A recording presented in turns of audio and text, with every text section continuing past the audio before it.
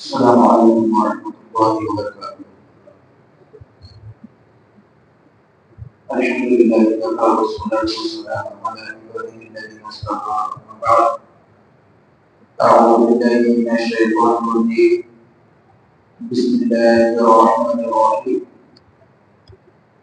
ولو شئنا لرفعناه بها ولكنه أخلد إلى الأرض واتبع هواه فمثله كمثل الكلب إن تحمل عليه يلهث أو تتركه يلهث ذلك مثل القوم الذين كذبوا بآياتنا فاقصص القصص لعلهم يتفكرون۔ حاضرین و ناظرین، سلام اکرام، بزرگوں، نوجوانوں اور بچوں، سورہ اعراف کی آیت نمبر 70 پر 6 تلاوت کی گئی ہے۔ اس میں ان لوگوں کے بارے میں بیان کیا گیا ہے جو لوگ اپنی خواہش کی پیروی کرتے ہیں اور اپنی منمانی زندگی گزارتا ہے، دل جو چاہتا ہے وہی کرتا ہے، شریعت سے، دین سے، اسلام سے ان کا کوئی واسطہ نہیں ہے۔ یعنی یوں کہہ لیجیے کہ جو لوگ نفس کی پوجا کرتا، نفس کی بات کو سنتا، تو ایسے لوگوں کی مثال کتے سے دیا ہے۔ آئیے دیکھتے ہیں اللہ تبارک و تعالیٰ نے کیا فرمایا۔ وَلَوْ شِئْنَا لَرَفَعْنَاهُ بِهَا وَلَكِنَّهُ أَخْلَدَ إِلَى الْأَرْضِ وَاتَّبَعَ هَوَاهُ فَمَثَلُهُ كَمَثَلِ الْكَلْبِ۔ اور اگر ہم چاہتے تو ان کو ان آیاتوں کی بدولت بلند مرتبہ کر دیتے، یعنی اس کا مقام اونچا ہو جاتا، یعنی اللہ تبارک و تعالیٰ ان کی عزت کو، ان کی شوکت کو بڑھا دیتا، لیکن وہ تو دنیا کی طرف مائل ہو گیا، زمین سے چپٹ گیا، زمین کے پیچھے پڑ گیا اور دنیا کی محبت میں، دنیا کی رنگینیوں میں پڑ گیا اور اپنے خواہش کی پیروی کی، اپنے نفسانی خواہش کی پیروی کرنے لگا، سو اس کی حالت کتے کی سی ہو گئی کہ اگر اس پر حملہ کرے تب بھی حامی یا اس کو چھوڑ دے تب بھی حامی۔ یعنی کتے کو اگر دوڑایا جائے تو بھی وہ زبان نکال کر کے ہانپتا رہتا ہے، یا اگر عام حالات میں بھی ہے تو وہ زبان نکال کر کے ہانپتا رہتا ہے۔ کتے کی عادت ہوا کرتی ہے۔ اس لیے اگر کوئی شخص خواہش کی پیروی کرتا ہے، اپنے نفس کی پیروی کرتا ہے، قرآن اور حدیث معلوم ہونے کے باوجود بھی دل کیا چاہتا ہے کہ وہی کام کرتا ہے، اللہ تبارک و تعالیٰ نے جس مثال دیا ہے، مطلب یہ ہوا کہ دنیا کی محبت میں، دنیا کی چکر میں پڑ کر کے انسان سکون تو نہیں پا سکتا، بے چین تو رہ سکتا ہے لیکن سکون نہیں پا سکتا۔ اس لیے ہمیں کرنا کیا ہے؟ شریعت کے پابند ہونا ہے، قرآن اور سنت کے پابند ہونا ہے، اور یہ جو مبارک مہینہ چل رہا ہے، رحمت کا مہینہ چل رہا ہے، اس میں تو اور زیادہ عبادات کرنی چاہیے، زیادہ سے زیادہ اللہ تبارک و تعالیٰ کی عبادات میں چاشنی اور چست رہنا چاہیے۔ لیکن آج ہمارا حال کیا ہے کہ ہم سست پڑے ہوئے ہیں، ہمیں کتنا بولے تو وہ کہ ہمارا کام، ہمارا دل کیا کہتا ہے کہ ہم وہی کریں گے۔ عالم صاحب کا کام بولنے کا، وہ بولتے ہیں کہ ہمارا کام سننے کا، سنتے رہتے ہیں، سن لے کے چل جاتے ہیں۔ تو ایسا نہیں ہونی چاہیے، کیونکہ یہ جو اللہ تبارک و تعالیٰ نے جوانی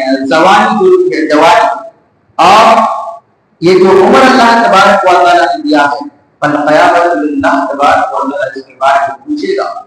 اس کے بارے میں آپ سے سوال کرے گا کہ آپ کو جو جوانی کی گئی تھی آپ اس کو کہاں لگایا، آپ کو جو عمر کیا گیا تھا 60 سال کی 70 سالہ زندگی جو آپ کو کی گئی تھی آپ نے اس کو کس کام پہ لگایا۔ کل قیامت کے دن اس چیز کو پوچھا جائے گا۔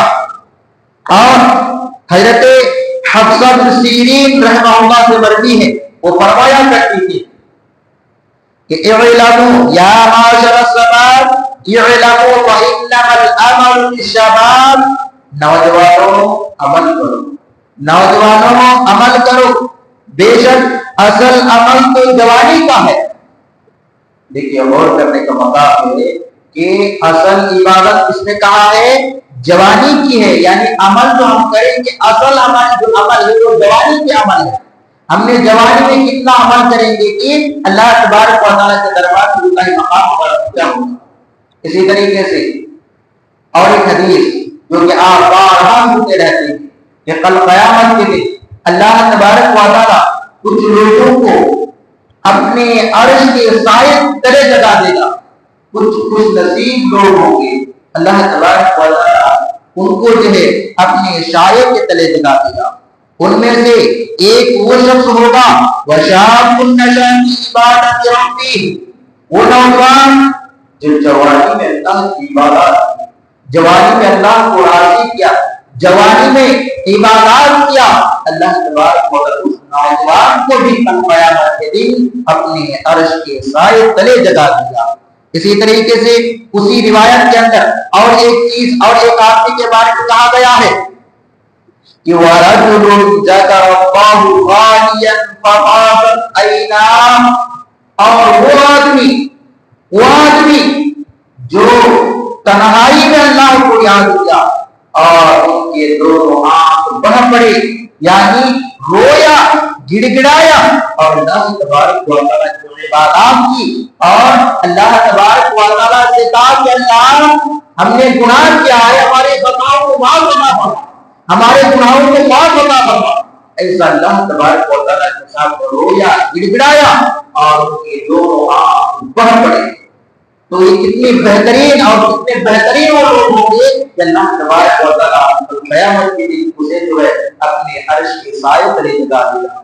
محترم بزرگوں، اللہ کے نبی صلی اللہ علیہ وسلم اور اسی طریقے سے صحابہ و صحابیات جو تھے کس طریقے سے عبادات کیا کرتے ہیں۔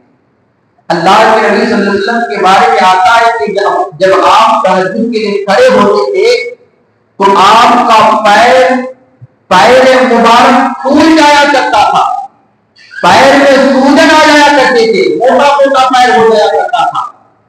حضرت عائشہ صدیقہ رضی اللہ عنہا اللہ کے نبی سے پوچھنے لگے، اللہ تبارک و تعالیٰ نے تو آپ کے اندر سے گناہ معاف کر دیے ہیں، اللہ نے آپ کو تو بخش دیا ہے، آپ کی کوئی گناہ نہیں ہے، لیکن آپ اتنا زیادہ عبادات کیوں کرتے ہیں؟ اللہ کے نبی صلی اللہ علیہ وسلم نے کیا فرمایا؟ افلا اکون عبدا شکورا، کیا میں اللہ تبارک و تعالیٰ کا شکریہ ادا نہ کروں؟ محترم لوگوں، غور کرنے کا مطلب ہے کہ اللہ کے نبی صلی اللہ علیہ وسلم اللہ کی شکریہ ادا کرنے کے لیے اس قدر عبادات کرتے تھے کہ پیر موٹا موٹا ہو جایا کرتا تھا، اور آج ہم 20 پر 4 گھنٹہ گناہ پر گناہ کرتے رہتے ہیں، چلتے پھرتے اٹھتے بیٹھتے بات کرتے کہیں پہ بھی ہیں، ہم سے ایک نہ ایک گناہ ہو جایا کرتی ہے۔ تو بتائیے کہ ہم کو کس قدر کے اللہ کی عبادات کرنی چاہیے اور اللہ تبارک و تعالیٰ کے ساتھ کس قدر جو ہونا چاہیے۔ اللہ کے نبی صلی اللہ علیہ وسلم کی جوازِ محترمہ کہ ایک واقعہ اس طریقے سے بیان کیا گیا ہے کہ ایک مرتبہ اللہ کے نبی صلی اللہ علیہ وسلم مسجد میں گئے، دیکھا کہ ایک رسی لٹکی ہوئی تھی۔ اللہ کے نبی صلی اللہ علیہ وسلم نے پوچھا کہ یہ رسی کیسی ہے، کون لٹکایا یہ رسی؟ صحابہ کرام جواب دیتے ہیں کہ یہ رسی جو ہے آپ کی بیوی نے لٹکائی ہے، آپ کی بیویوں میں سے ایک بیوی نے لٹکائی ہے۔ کیوں؟ اس لیے کہ جب وہ رات میں کھڑتی ہیں عبادات کے لیے تو انہیں اونگ آ جایا کرتی ہے، اسے نیند آ جایا کرتی ہے اور نیند کا غلبہ زیادہ ہو جاتا ہے، جس کی بنا پر وہ گرنے کے نمر ہو جاتے ہیں، اور جب گرنے لگتا ہے تو وہ رسی پکڑ کر کے سہارا لیتا ہے۔ اللہ کے نبی صلی اللہ علیہ وسلم نے کہا کہ دیکھیے عبادت اتنا ہی کرو جتنی طاقت رکھتے ہو۔ کہنے کا مطلب یہ ہے کہ صحابیات اس قدر عبادات کیا کرتی تھی، اس قدر جاگ کر کے اللہ تبارک و تعالیٰ کو راضی کرنے کی کوشش کیا کرتی تھی، تو ہم کو اور آپ کو اس قدر عبادت کرنی چاہیے۔ ہم اور آپ کو 20 پر 4 گھنٹہ گناہ کرتے ہیں، اگر ایک آدمی سے بات کرتے ہیں 2 منٹ تو کم سے کم 2 باتیں جھوٹی نکل ہی جاتی ہے۔ اگر یہاں سے 10 قدم چلتے ہیں یا یہاں سے گھر تک پہنچتے ہیں تو ایک نہ ایک گناہ تو کر ہی جاتے ہیں، کسی ایک نہ ایک غیر محرم کے اوپر تو نظر پڑ ہی جاتی ہے۔ کبھی جان بوجھ کر کے دیکھ لیتے ہیں تو انجانے ہو جائیں گے۔ تو آج کی کتنوں کا دور ہے، ہم تمام کو اس قدر عبادت کرنی چاہیے۔ اس لیے خاص کر کے نوجوانوں کو ایک کاج ہوگا کہ یہ جو مبارک مہینہ ہے، رحمت کا مہینہ ہے، اس میں عادت ڈالیں، عبادت کی عادت ڈالیں۔ اس میں عادت ڈالیں گے تو باقی کے 11 مہینے میں آپ کنٹینیو کر سکتے ہیں۔ اگر اس مہینے میں اگر عبادت میں اگر آپ نے سستی کیا تو باقی کے 11 مہینوں میں تو آپ مسجد میں نظر نہیں آئیں گے۔ اس لیے اس مہینوں میں جو ہے زیادہ سے زیادہ عبادت کرنے کی عادت ڈالیے۔ کچھ لوگ ہیں کہتے ہیں کہ کھڑے نہیں پاتے، نوجوان ہیں کھڑے نہیں پاتے، اگر اسی نوجوان کو اگر کہا جائے کہ فلاں کمپنی میں تجھے 7,000 یا 70,000 دے گا، 8 گھنٹہ کھڑ کے چوری کرنا ہے، ہاں کر لوں گا۔ اگر کہہ دیا جائے کہ 60 یا 70,000 کو سیلری کی جائے گی، 8 گھنٹہ ڈیوٹی ہے اور 8 گھنٹے تم کو کھڑ کر رہنا ہے، لیکن کھڑ جائے گی کیونکہ وہاں پر جو 7,000 ملنے والی ہے، وہاں پر جو 70,000 ملنے والی ہے، لیکن ان کو یہ معلوم نہیں ہے کہ اگر ایمان کے پیچھے 1 گھنٹہ کھڑیں گے تو پوری رات کا ثواب ملے گا۔ معلوم ہونی چاہیے، لیکن یہ کیوں؟ اس لیے کہ شیطان پر قبضہ جمایا ہوا ہے۔ شیطان نے اس کو 11 مہینے میں اس قدر گمراہ کیا ہے کہ اس کی عادت بن گئی ہے، اب وہی چیز اس کو اچھا لگ رہا ہے۔ اور عبادات کے اندر عبادات سے محبت نہیں، عبادات کے اندر جانتی نہیں، اور وہ سستی پڑے رہتے ہیں۔ اس لیے میں گزارش کروں گا، ایک مبارک مہینہ ہے، پھر کیا پتا کہ یہ مہینہ مل پائے گا یا نہیں، پھر کیا پتا، کیا معلوم یہ مہینہ آپ کو مل پائے گا یا نہیں۔ اللہ تبارک و تعالی نے نعمت عطا کی ہے رمضان المبارک کے شکل میں، اس کے بھرپور فائدہ اٹھائیں، اس عبادات کو سمیٹے، اپنے دامن کو بھر لیں، عبادات کے اندر جڑ جائیں۔ صحابہ کرام رضی اللہ عنہ اس قدر اس مہینے میں عبادات کیا کرتے تھے، سب سوانی اس قدر اس مہینے میں عبادات کیا کرتے تھے کہ سنتے ہیں یا بولتے ہیں تو لگ رہا جاتا ہے، اس قدر عبادت اللہ کرتی ہوتی۔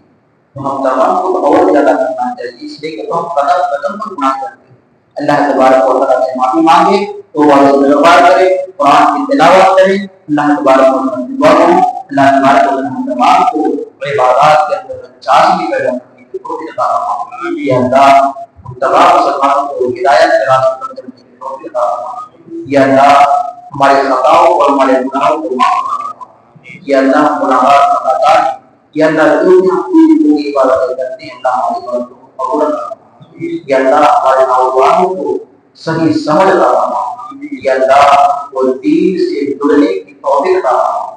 یا اللہ ہم تمام مسلمانوں کو اپنے اولاد کی صحیح تربیت کرنے کی توفیق عطا فرما۔ یا اللہ ہماری روزی روٹی کو برکت عطا فرما۔ یا اللہ تمام مسلمان کو دنیا کی تمام آفات اور مصیبتوں سے بچا۔ یا اللہ تمام مسلمانوں کو صراط مستقیم پر چلنے کی توفیق عطا فرما۔ یا اللہ جب تک دنیا کے اندر ایمان کی خیر کے ساتھ رہے، جب ہمارا خاتمہ ہو ایمان کی خیر کے ساتھ ہو، آمین۔ تقبل اللہ۔ السلام علیکم ورحمۃ اللہ وبرکاتہ۔